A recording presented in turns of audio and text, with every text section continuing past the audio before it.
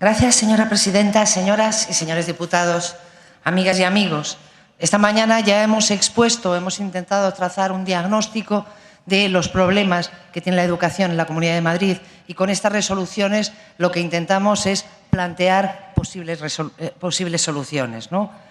En primer lugar, ya hemos visto que la Comunidad de Madrid es la que menor gasto por alumno tiene. También hemos visto que los recortes han sido los más drásticos y que los problemas que arrastra son muy básicos y muy urgentes, porque incluso llegan a poner en peligro el derecho a la educación.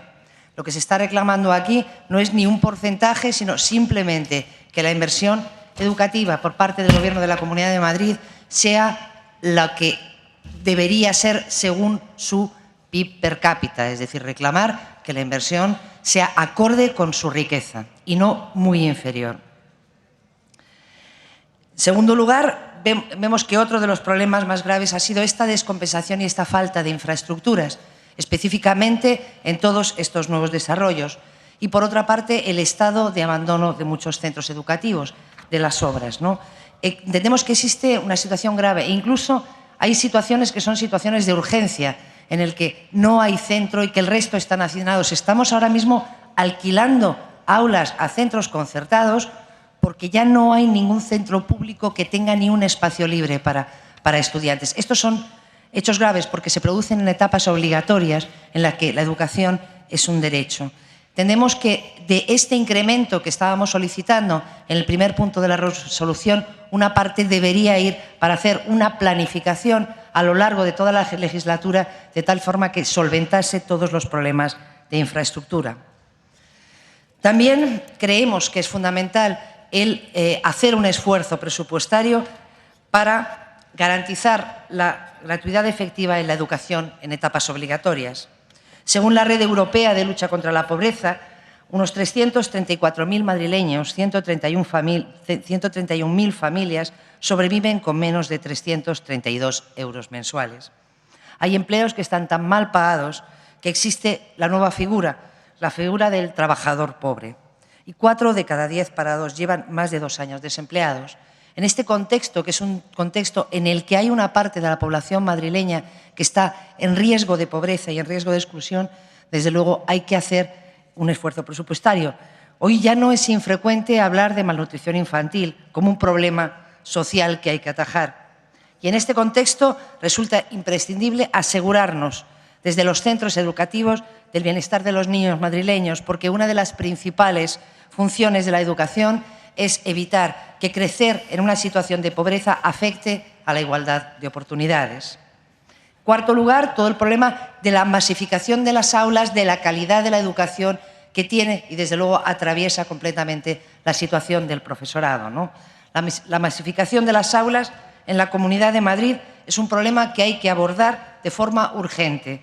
La ratio media de nuestros centros educativos es la más alta de la totalidad del Estado y esto influye en la atención individualizada a los estudiantes, a la convivencia en el centro. Hablábamos también de planes de convivencia, pero tiene mucho que ver la masificación de las aulas con la convivencia en los centros, a la atención individualizada, y esto implica crear una política inclusiva. Es imposible, desde luego, crear una política inclusiva con las ratios que estamos teniendo ahora y la atención con los datos que di esta mañana. Y, sobre todo, esta masificación conculca verdaderamente el principio de una educación inclusiva y de la atención individualizada. Pero además, para atender adecuadamente al alumno, esto implica crear equipos pedagógicos estables, que además hay que darles tiempos para dedicarse a la coordinación de programas, para dedicarse a la autoevaluación que llevan a cabo.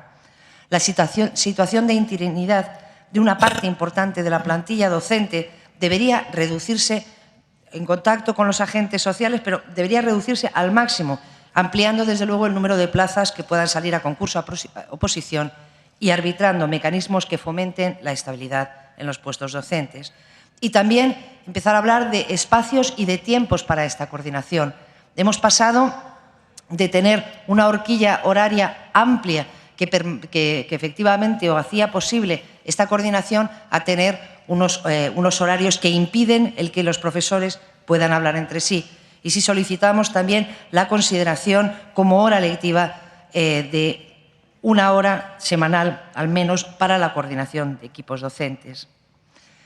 En quinto lugar, la escolarización temprana es un factor que incide clarísimamente en la igualdad de oportunidades y es nuestro deber hacer un esfuerzo para conseguir la plena gratuidad de esta etapa de forma paulatina.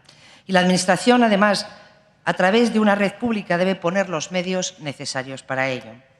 Pero además hay algo que es muy importante para nosotros y es que la educación infantil no es exclusivamente conciliación familiar. La ley reconoce una personalidad propia.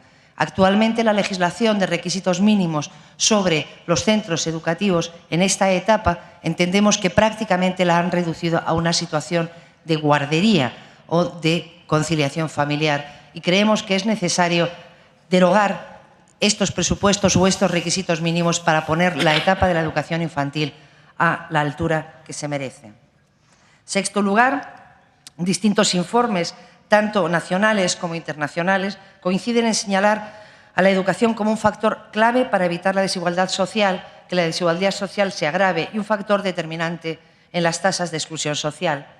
Los grupos sociales que solo obtienen titulación en la etapa obligatoria tienen tasas de exclusión más altas y ocupan 2/3 de la totalidad de la población excluida, mientras que aquellos que poseen titulaciones superiores ocuparían solo un 3,5% de la tasa de pobreza severa.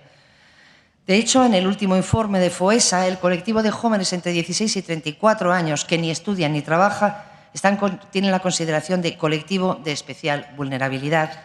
En este contexto, un paro juvenil además altísimo y debería implicar una inversión seria para facilitar el acceso a todos los madrileños a etapas no obligatorias, ya que hablamos de plazas de bachillerato, pero hablamos también de plazas de formación profesional, hablamos también de plazas y de recursos, tanto en formación profesional como en la oferta formativa de las escuelas de adultos, que verdaderamente apostar por ellas yo creo que en este contexto social y económico tendría que ser una clave.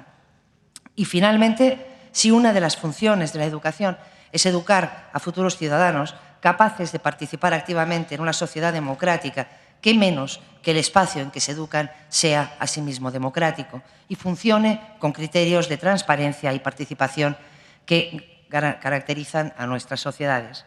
Por ello también solicitamos en nuestra resolución distintas actuaciones que mejoren democracia y transparencia. Por una parte, una modificación de los servicios de apoyo a la escolarización que podrían garantizar una escolarización transparente con la participación de agentes sociales, familias y ayuntamientos y, además, adecuada a la ley, es decir, guardando con criterios de equidad y de distribución equitativa y, por otra parte, también los procedimientos de selección, por ejemplo, a los directores. Creemos que ganaría enormemente en transparencia el sistema educativo madrileño.